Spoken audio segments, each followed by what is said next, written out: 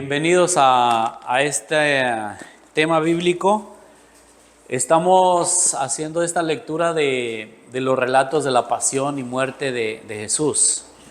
Entonces, si bien estamos ya pasó la Semana Santa, ya estamos en tiempo pascual, pero continuemos con viendo un poquito más los relatos, qué fue lo que pasó y cómo podemos entender un poco más de lo que Jesús padeció.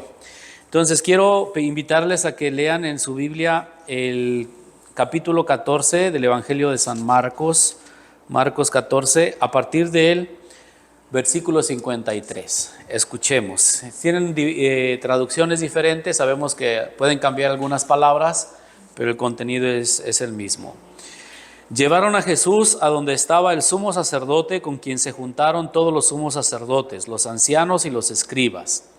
Pedro siguió a Jesús desde lejos hasta dentro de la casa del sumo sacerdote y se sentó con los criados para calentarse junto a la lumbre. Los sumos sacerdotes y todo el Sanedrín buscaban testigos contra Jesús para poder matarlo, pero no lo encontraron, pues muchos daban falso testimonio contra él, pero sus testimonios no concordaban. Algunos se levantaron y dieron este falso testimonio contra él. Nosotros escuchamos cuando dijo: yo destruiré el templo, obra de manos humanas, y después de 3 días construiré otro no hecho por manos humanas. Pero tampoco este testimonio de ellos concordaba. Entonces se levantó el sumo sacerdote, se paró en medio y le preguntó a Jesús: ¿no respondes nada a esto que te están diciendo contra ti? Pero Jesús callaba y no le respondía nada. El sumo sacerdote lo interrogó otra vez y le dijo: ¿eres tú el Cristo, el Hijo del Bendito? Jesús le respondió: yo soy. Ustedes verán al Hijo del Hombre sentado a la derecha de Dios y viniendo entre las nubes del cielo. El sumo sacerdote se rasgó la túnica y dijo: ¿para qué necesitamos más testigos? Ustedes han escuchado la blasfemia. ¿Qué les parece? Y todos se pronunciaron en su contra diciendo que merecía la pena de muerte. Entonces algunos comenzaron a escupir a Jesús, le cubrían la cabeza, lo golpeaban y le decían: adivina. Y los sirvientes lo recibieron a bofetadas. Entonces, hay una pausa. Este es cuando lo aprenden, lo apresan y después lo llevan a la casa del sumo sacerdote. Luego vienen las negaciones de Pedro. Y en el capítulo 15 empieza lo que ya es su condena. Y es donde quiero hoy detenerme un poquito más. Solo que quería leer también eso para acordarnos, que ya lo comentamos, de qué se trató la última vez. Entonces, en el capítulo 15 dice: sin perder tiempo, al amanecer se reunieron los sumos sacerdotes con los ancianos, los escribas y todo el Sanedrín para deliberar. Luego ataron a Jesús, se lo llevaron y lo entregaron a Pilato. Pilato le preguntó: ¿eres tú el rey de los judíos? Jesús le respondió: tú lo dices. Los sumos sacerdotes lo acusaban de muchas cosas. Pilato volvió a interrogarlo: ¿no respondes nada? Mira de cuántas cosas te acusan. Pero Jesús no respondía nada, tanto que Pilato estaba admirado. Con motivo de la fiesta era costumbre que Pilato les liberara un preso, el que ellos pidieran. Había un tal llamado Barrabás que junto con otros había estado en una revuelta y durante la revuelta habían cometido un asesinato. Después de que subió, la multitud comenzó a pedirle que hiciera como acostumbraba hacer. Entonces Pilato les preguntó: ¿quieren que les suelte al rey de los judíos? Porque él sabía que los sumos sacerdotes se lo habían entregado por envidia. Pero los sumos sacerdotes agitaron a la gente para que más bien le soltara a Barrabás. Pilato les preguntó otra vez: ¿qué quieren entonces que haga con el que ustedes llaman el rey de los judíos? Ellos gritaron: crucifícalo. Ahí aparece la primera petición: crucifícalo. La pena de muerte, la condena es la crucifixión. Pilato le dijo: ¿pero qué ha hecho de malo? Ellos gritaron todavía más fuerte: crucifícalo. Entonces Pilato, para quedar bien con la gente, le soltó a Barrabás y después de mandar azotar a Jesús, se los entregó para que lo crucificaran. Rápidamente leo los próximos versículos y ahí empezamos a comentar. Los soldados condujeron a Jesús al interior del palacio donde estaba el pretorio y se reunió toda la corte. Luego lo vistieron de púrpura y tejiendo una corona de espinas se la pusieron sobre la cabeza. Después comenzaron a saludarlo: salve, rey de los judíos. Le golpeaban la cabeza con una caña, le escupían y poniéndose de rodillas le hacían reverencia.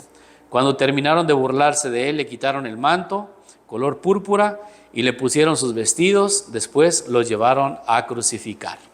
Ahorita continuamos con esta lectura. Entonces, ven unas imágenes ahí. Por supuesto, esta es bien conocida, la de Jesús, pero quería mostrarles aquella. ¿Qué les dice esa imagen de allá? Que son muchos crucificados. Primero, esta probablemente es una representación gráfica de lo que fue el castigo a la revuelta de Espartaco, en el país que un esclavo romano inició una guerra con una gran cantidad de esclavos. Por supuesto, el Imperio Romano los atrapó, los sometió y los crucificó a lo largo de la Vía Apia afuera de Roma, una cantidad enorme de crucificados. Entonces, era una pena de muerte en el Imperio Romano, era una humillación pública, era dolorosa y era ejemplar para que otros, que por eso los ponían en lugares públicos, los que los vieran, pues y viendo eso yo ya no hacía nada más. Entonces empecemos por ahí, entender eso de la crucifixión. Luego, la condena a muerte. En las tierras ocupadas por los romanos, la pena de muerte solo podía darla el procurador romano, el que se encargaba de esa región.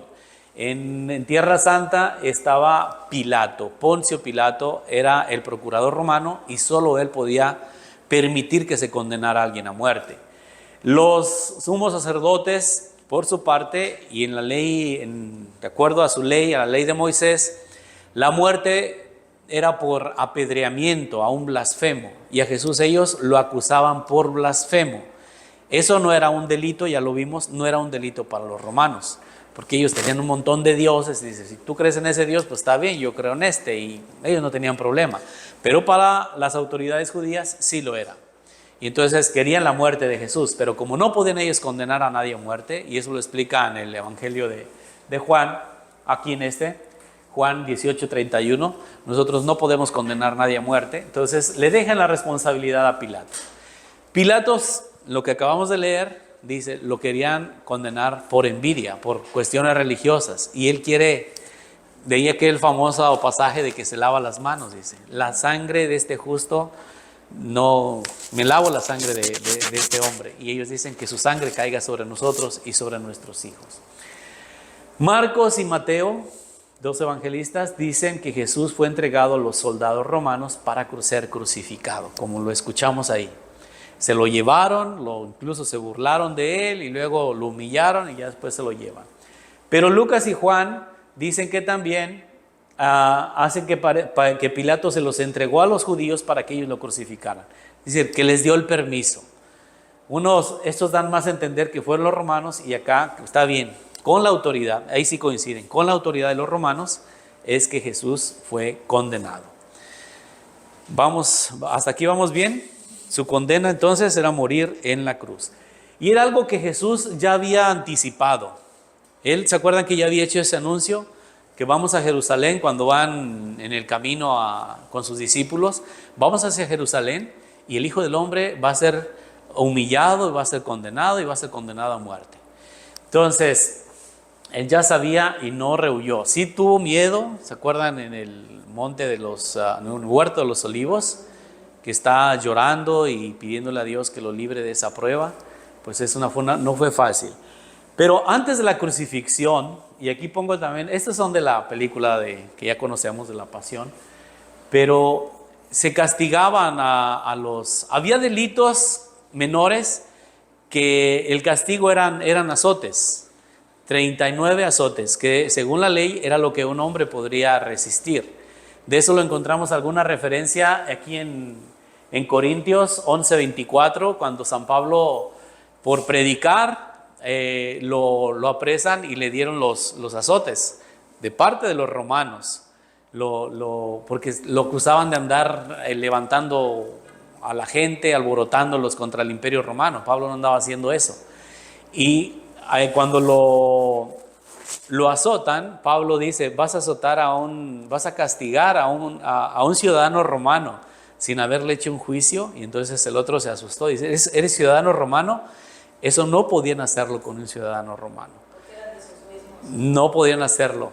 Sí, además sin un juicio. Pero bueno, fueron parte del castigo que Jesús recibió. Por supuesto, aquí lo ponen de una forma gráficamente muy, muy dura.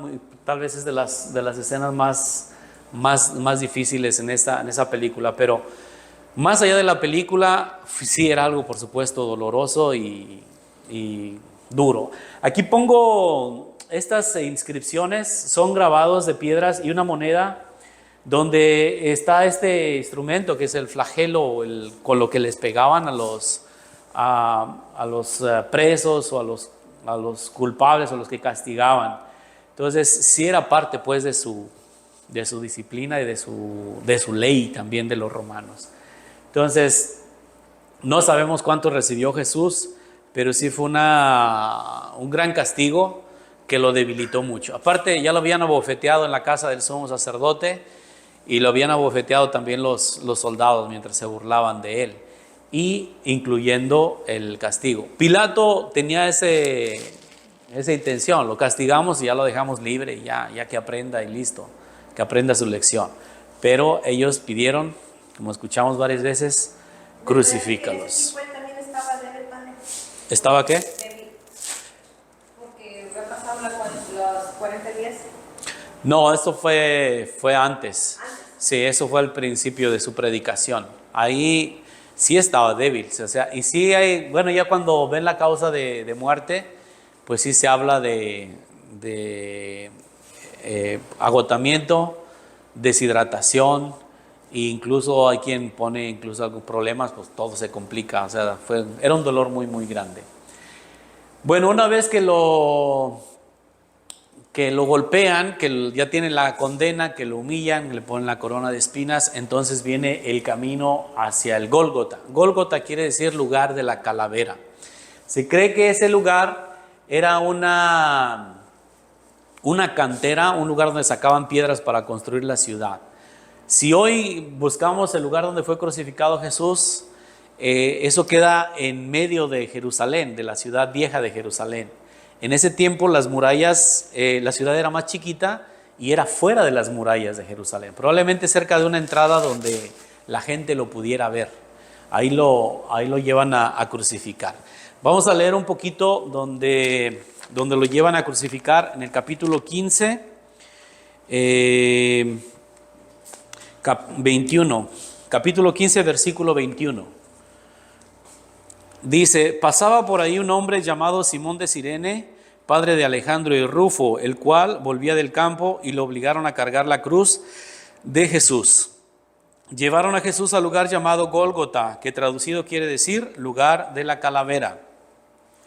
Le dieron vino mezclado con mirra, pero él no lo bebió. Enseguida los soldados lo crucificaron y se repartieron sus ropas, haciendo un sorteo para ver a quién le tocaba. Era media mañana cuando lo crucificaron. Estaba allí puesta la inscripción con el motivo por el cual condenaron a él, y decía, lo condenaron, el rey de los judíos. Con él crucificaron a dos bandidos, uno a su derecha y el otro a su izquierda. Los que pasaban por allí lo insultaban y meneando la cabeza le decían, tú que destruías el templo para reconstruirlo en 3 días, sálvate a ti mismo bajando de la cruz. De igual modo los sumos sacerdotes junto con los escribas se burlaban de él diciendo entre ellos, a otros has salvado, pero no puede salvarse a sí mismo. Tú, Mesías, Rey de Israel, baja ahora de la cruz para que veamos y creamos. Los crucificados con Jesús también lo insultaban. Bueno, entonces habla aquí de Simón de Cirene. Probablemente Jesús iba tan débil que ya no podía cargar. Uno era llevar la cruz como tradicionalmente lo representamos, lo imaginamos, pero históricamente se habla que no era toda la cruz, sino solamente la parte transversal. el palo donde los crucificaban ya estaba fijo en el suelo. Entonces ya nada más era como amarrarlos o clavarlos, montarlos ahí y ahí ya los dejaban en la cruz. Pero parte del castigo era que ellos mismos llevaran su leño, su viga para ser crucificados. Entonces, también, pues, en los evangelios encontramos varios encuentros, el de, pues, con la Verónica, aquí el de Simón de Cirene que lo ayuda. Y además es interesante que Marcos menciona dice, padre de Alejandro y Rufo. Entonces también hay unas referencias de la primera comunidad cristiana como muy precisas, históricas, incluso hay nombres de las personas que le ayudan a Jesús. Entonces eso es interesante. La otra cosa, si tienen alguna pregunta, díganme. Esa propuesta que le hacen es una bebida, algunos traducen hiel y vinagre, pero era vino y vinagre. Históricamente se dice que era como una especie de vino, pero fuerte, tomaban los soldados romanos. Y a veces les daban ese vino a los condenados, pues para una especie de anestesia, de calmar un poco su dolor. Pero dice que Jesús no quiso tomarlo. Y después cuando está en la cruz también le acercan una esponja bañada en esa misma bebida. Entonces ese es el camino al Gólgota. Otra cosa interesante aquí, la forma de la crucifixión. Nosotros normalmente nos vamos mucho por las representaciones que se hacen de los cristos, como están así estiraditos, así, a veces ya bien peinados y así. Era una cosa muy grotesca en realidad. La forma pues era una cruz, en forma de T. Lo ponen a veces bien levantado, pero en otras podría estar así también doblado. No siempre también se usaban los clavos. Miren esta representación aquí. Y esto es interesante porque se encontró un hueso, no es de Jesús por supuesto, pero un hueso de un crucificado donde nosotros imaginamos que era en el empeine donde se lo pusieron. En este caso el clavo, y también nos da una idea pues del clavo de este hueso, no es en el tobillo, es en la parte del tobillo y está por la parte de afuera de la viga, si se fijan. Eran otras formas. Otra, pues aquí no se ve tan claro, pero está amarrado completamente. O sea, ya maltratado, ya es una... no se trataba, tenía que ser una muerte lenta. Era parte pues del castigo, no morir inmediatamente. Porque de hecho a los ciudadanos romanos no los crucificaban, eran los esclavos o gente ya condenada. San Pablo, por ejemplo, gracias a que él era ciudadano romano, le concedieron ya condenado a muerte, una muerte rápida, y fue por la espada, según la tradición. O sea, le cortaron la cabeza de un golpe y listo. Ahí se acaba pronto. Pero una crucifixión así, pues era parte de desangrarte, era la asfixia, era la humillación, era muy dolorosa. Y los soldados solían cuidar a los ejecutados, porque pues si los dejaban ahí en la noche, pues no faltaba al familiar que pues lógicamente iba a decir, si se descuidaron, lo bajo y le salvo la vida. Y por eso están siempre esa guardia cuidándolos por ahí. La víctima podría estar atada, clavada a la viga transversal y al poste vertical. Solo Juan menciona los clavos y las marcas de los clavos. Eso es interesante, que solo Juan lo menciona. Hoy recordemos en el evangelio que leímos de cuando Jesús aparece resucitado, que Tomás quiere ver la marca de los clavos y en su costado. Ahorita vamos para allá. Mientras que Jesús bien pudo haber sido atado a la cruz según los sinópticos, los Hechos de los Apóstoles, que hablan esa frase de colgar de un árbol, como lo dicen Deuteronomio, Gálatas, lo colgaron de la cruz, colgado de la cruz, no siempre es. Juan sí habla de clavado, los otros hablan de colgado como amarrado. Pero cualquiera de las dos formas fue humillante, fue dolorosa y fue una muerte pública muy, muy dura, muy triste. Entonces, yo sé que aquí nos vamos, y mi intención de revisar esto es que pues leamos la Biblia, qué es lo que dice, y háganse preguntas. qué es eso? ¿Qué le dieron? ¿Hiel y vinagre? ¿Qué hiel y vinagre qué era? ¿O cómo lo crucificaron? ¿No? Porque eso también nos acerca no solo a las cuestiones históricas, sino entender que el sufrimiento, y eso lo he mencionado varias veces, no es solamente físico. El sufrimiento, también hay un sufrimiento emocional, hay un sufrimiento espiritual, y hay un sufrimiento también público cuando te avergüenzan en frente de los demás. Entonces Jesús todo eso junto pues lo vivió y lo padeció. Porque a lo mejor dice, pero yo no te, por ejemplo, hablando pues en el daño que uno puede hacer a los demás, pero si no te toqué, no te hice nada, pero tus palabras, pero tu actitud, pero tu rechazo es un daño emocional a veces muy, muy fuerte. Y entonces digo, a Jesús las burlas, ese sarcasmo con el que tú que decías, bájate a ver si es cierto. Y entonces el dolor, uno dice, ay, pues cuánta sangre. No es solo la sangre, a lo mejor que no deja de ser pues doloroso, triste y humillante, pero el burlarse, el rechazarlo, es más allá pues el sufrir. O sea, sí se ve pues, lo que quiero explicarme es que va más allá de, pues, ay, sí, ¿cuánto sufrió? Pues sí, sufrió de todos los sentidos, ¿no? Y que nosotros también entendamos el sufrimiento. De dientes para afuera, pero si nos profundizamos fue un dolor bien fuerte. Sí, fue muy, muy, muy grande.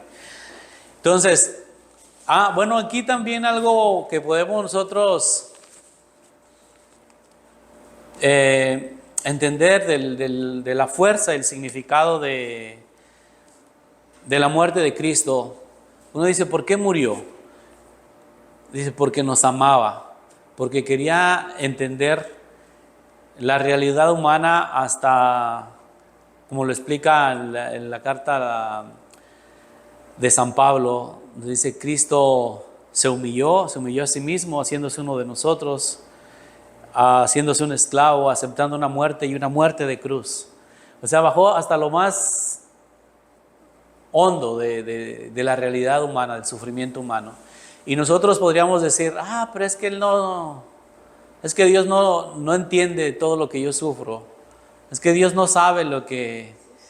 Y la carta a los Hebreos dice bien bonito, pues dice, mejor que nadie, tenemos un sumo sacerdote que entiende, porque conoce de qué estamos hechos y porque sufrió más, o sea, ese conocimiento de la realidad humana, de lo que más nos afecta, no fue ajeno a la vida, a la persona de Jesús. Entonces es algo interesante y algo que debemos tener siempre en cuenta, que Él sabe.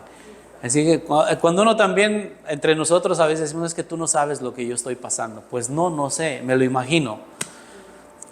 Porque cada quien sufre de alguna manera, pero yo creo que Jesús en esas condiciones sí sabe lo que estamos pasando, cuando algo nos duele, cuando algo nos hace sufrir. Luego, se menciona aquí, estaba allí puesta la inscripción en el 15:26, Marcos 15:26, en el motivo por el cual lo condenaron. Cada condenado se les ponía un letrero y decía, bueno, pues por rebelde, por revoltoso, por asesino, por ladrón, por no sé, por cuántas cosas los condenaban. Y aquí dice que Jesús es el rey de los judíos. El encargo, se ponía allí, y por eso en las cruces arriba encuentran esas famosas iniciales, INRI, aparecen ahí arriba, que es un acróstico en latín. Se supone que lo escribió en hebreo, griego y latín. Estaban los tres idiomas que se hablaban. Los romanos hablaban más, hablaban griego, pero hablaban ya más latín, y ahí hablaban el hebreo. Entonces, la tablilla debió ser algo así como esta. Acá la está enseñando Poncio Pilato. Y dice, Yoshua Anasri Amelech Ayehudim. Eso es lo que dice aquí. Yeshua Anasri Amelech Ayehudim. Jesús, Yeshua es el nombre hebreo, Jesús, Anasri, el nazareno, Amelech, el rey, Ayehudim, rey de los judíos. Entonces, Yeshua Yehudim Melech a Yehudim. Ese es el título, por eso lo condenaron. En griego, Jesús Anazaraios ho Basileos ton Judaion. Entonces, Jesús, el Nazareno, el rey de los judíos. Ahí está. Y finalmente, la de donde sacamos el acróstico aquel de INRI, Jesús Nazarenus Rex Judearium.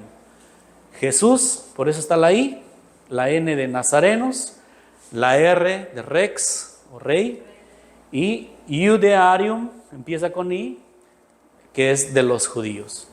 Jesús Nazareno, ese era su apellido porque era de Nazaret, rey de los judíos. Aunque sabemos que Jesús no nació en Nazaret, nació en Belén, pero creció en Nazaret y así lo reconocían, Jesús el Nazareno.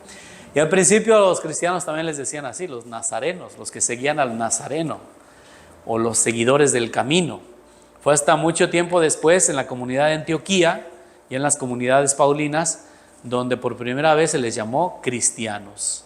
Christos, Jesús Nazarenos Basileos Judaion, aquí no está la palabra Christos, pero Christos significa ungido, el Mesías, Meshaya, ungido.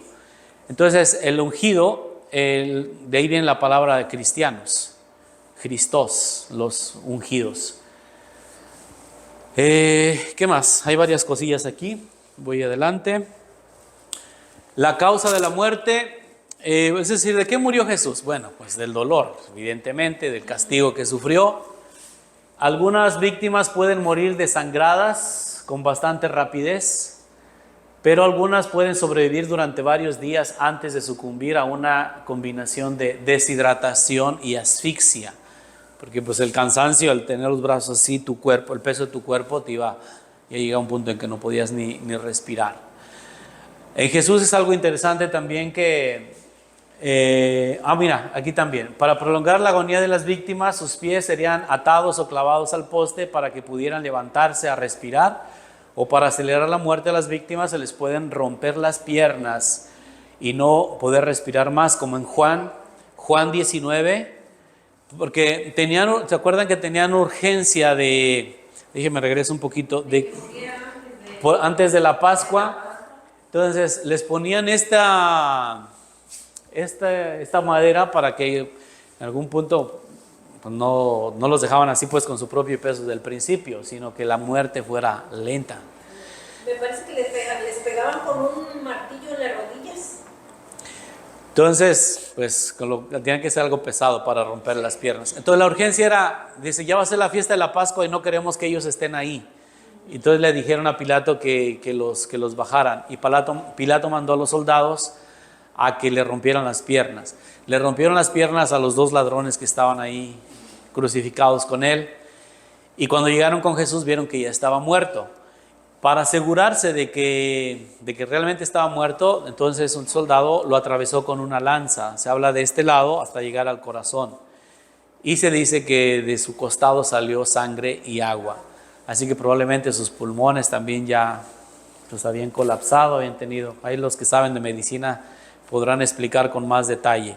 Pero hay algo que quiero mostrarles que no les compartí o no me detuve, que es esto. Esta foto que ven aquí es una, otra vez no me ayuda mucho, amigo, es una inscripción, una piedra, una lápida que encontraron en las ruinas de una ciudad que se llama Cesarea del Mar. Era una ciudad romana en las costas de Israel, muy cerca de Tel Aviv hoy en día. Ahí, por supuesto, hay excavaciones de la ciudad romana y muchas cosas, muchos edificios que pudieron rescatar. Y ahí encontraron esta inscripción donde está el nombre de Poncio Pilatos. Parcialmente aparece aquí una parte como prefecto, Poncio Pilatos. ¿Qué nos dice esto? O sea, ¿cuál es la importancia de estas pruebas históricas, arqueológicas? Pues que los relatos que aquí tenemos tienen una base, o sea, tienen muchas referencias históricas, tanto en las personas que aparecen, la situación que se vivía, por ejemplo, con el dominio del Imperio Romano, y nombres tan específicos como Poncio Pilato, prefecto de Roma en Cesarea del Mar. Entonces, hay detalles que siempre puede encontrar uno con esas referencias. Por eso también en la crucifixión, si bien no es, por ejemplo, es otro de las pruebas, de las muestras de los instrumentos, de cómo era el castigo de los romanos, por el cual también pasó Jesús.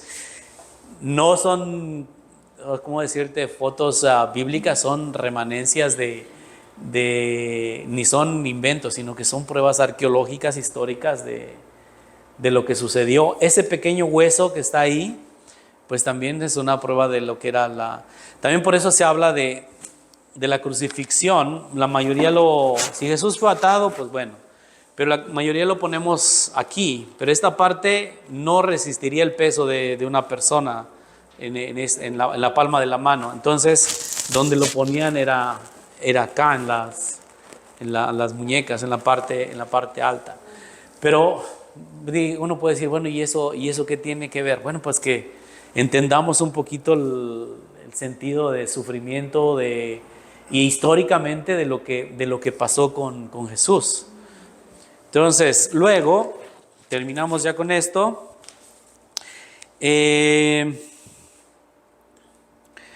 Al llegar el mediodía,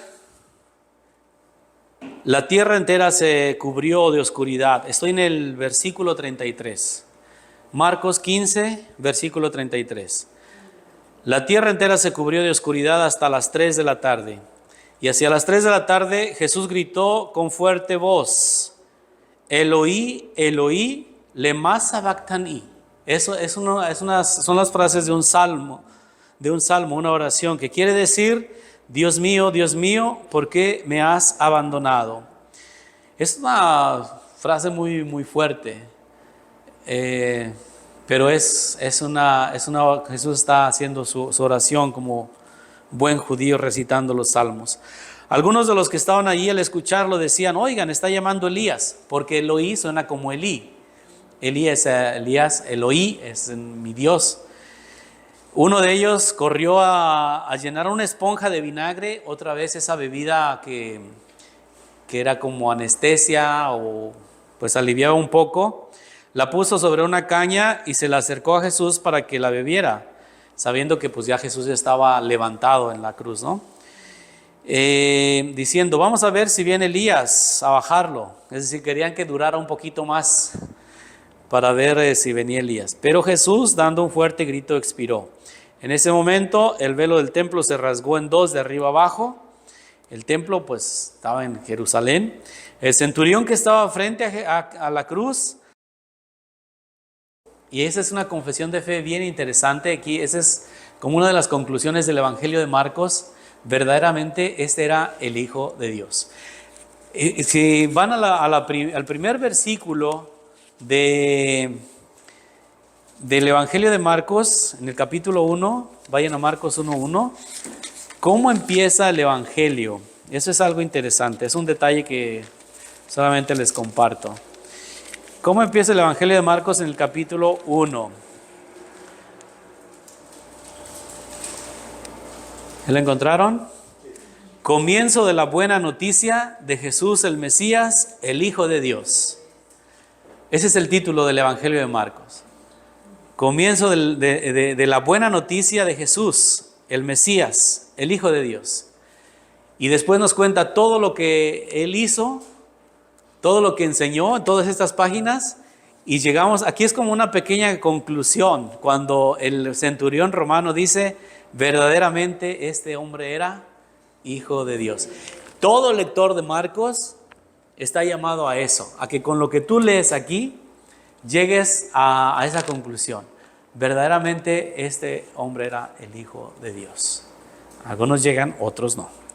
Allí estaban también algunas mujeres viendo desde lejos. Entre ellas estaba María Magdalena, María la madre de Santiago el menor y de José, y Salomé, que lo seguían y lo servían cuando estaba en Galilea. Y también estaban otras muchas mujeres que habían subido con él a Jerusalén. Entonces vengo aquí a esta parte: los testigos de la crucifixión se habla de muchas mujeres que lo habían seguido desde Galilea, que miraban algunos desde lejos. Un centurión romano que presenció la escena dijo, verdaderamente este era hijo de Dios. Marcos y Mateo. En Lucas se dice, era inocente. Y Juan menciona 4 mujeres, entre las cuales está también su madre, la hermana de su madre, María, la esposa de Cleofás, María Magdalena. Ponen 2 o 3, ahí va variando el número. Así como al discípulo a quien Jesús amaba, sin nombre, pero llamado, que lo llama su hijo. Que le dice, en el Evangelio de Juan le dice, mujer, ahí tienes a tu hijo, hijo, ahí tienes a tu madre. Ahí estaba María según el Evangelio de Juan. Las versiones se complementan, pues no mencionan aquí, por ejemplo, a María, pero en Juan sí se menciona a María, la madre de Jesús. Interesante aquí que estas mujeres lo habían seguido como discípulas. No eran así nada más, eran parte del grupo de los discípulos de Jesús. Si bien nombró a 12, dice, había un número de mujeres que los servían. Y también, finalmente, de la resurrección, María Magdalena será la primera testigo y apóstol de la resurrección. Entonces, el rol de las mujeres en la vida, en la predicación de Jesús, era fundamental. Y aquí viene pues el cuestionamiento a veces del rol de las mujeres hoy en día en las comunidades cristianas. Siguen teniendo un rol fundamental en todo lo que hacen, pero pues todavía no se les sigue reconociendo era algo que cuestionaba mucho en tiempos de Jesús, que se acompañaba, que lo seguían también las mujeres. Normalmente eran hombres quienes seguían a un maestro, a un profeta o como quieran llamarle. Jesús llamó a hombres y mujeres, no excluyó. Y al final, quienes dan mejor testimonio y se mantienen ahí son ellas.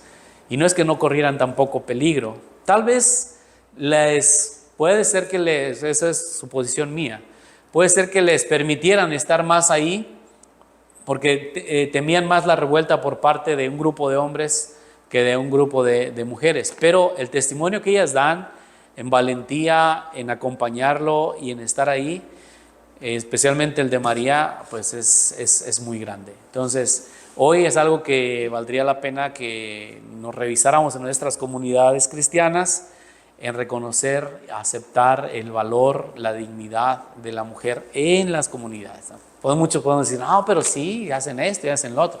Sí, pero ministerialmente no en todas. No en todas, se cierra uno a que ellas no tengan acceso a, como lo tenemos los hombres, ¿no? Entonces, al servicio en la comunidad como ministros ordenados, por ejemplo. Entonces, ahí hay, pues, si Jesús lo hacía, si nos vamos a guiar en eso, pues bueno, habría algo que tendríamos que reflexionar. Y termino con esto. ¿Qué es esta cosa que está aquí? ¿Qué es esto? Eso es un grafiti de Roma, un grafiti antiguo, del siglo IV más o menos. Es como hoy en día se rayan en las ciudades, hoy usan aerosoles y cosas. En ese día se tallaban las piedras o se ponían marcas. Y es un dibujo de burla hacia la crucifixión. Se llama la crucifixión del Palatino. Fue encontrado esa piedra, esa inscripción ahí.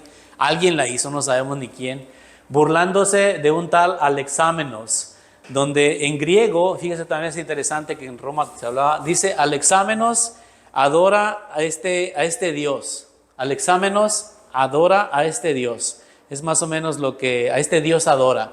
Y ponen a un crucificado, pero con una cara de burro, de caballo, así, burlándose de él. Pongo esto porque, aunque nos pueda parecer extraño, el primer símbolo que utilizaban los cristianos para representar o identificarse, los cristianos, no fue la cruz, fue el famoso, el pez, el ictus. El ictus, también ya he hablado de eso alguna vez. También la imagen del buen pastor, un pastor con un corderito en los hombros. También la barca, había varias imágenes que no era la cruz. Dice que no fue sino hasta el siglo IV cuando se cristianizó el Imperio Romano con Constantino, cuando la cruz empezó a ser pues una imagen representativa nuestra. Pero a los primeros siglos La cruz siempre fue algo humillante, doloroso, algo que no era un símbolo muy bonito. Después, por supuesto, adquiere todo el significado de la entrega, del amor, del sacrificio de Cristo, y eso es lo que representa. Pero al principio, pues no. Y hay una muestra que nos dejó la cultura popular de lo que significaba o de lo que ya la presencia de cristianos, pero estamos al siglo IV, o sea, casi 400 años después de la muerte de Cristo. Pero los primeros siglos, la cruz no era algo que llamara mucho la atención o que nos gustara, sino fue hasta mucho tiempo después. Pero bueno, esto se los comparto y solo para entender un poquito pues qué sucedió, cómo sucedió, y leyendo a partir de los textos bíblicos. ¿Me expliqué más o menos? ¿Sí? Vamos a continuar con esto después ya con los textos viene la sepultura. Eso es lo que quiero hablar el próximo domingo.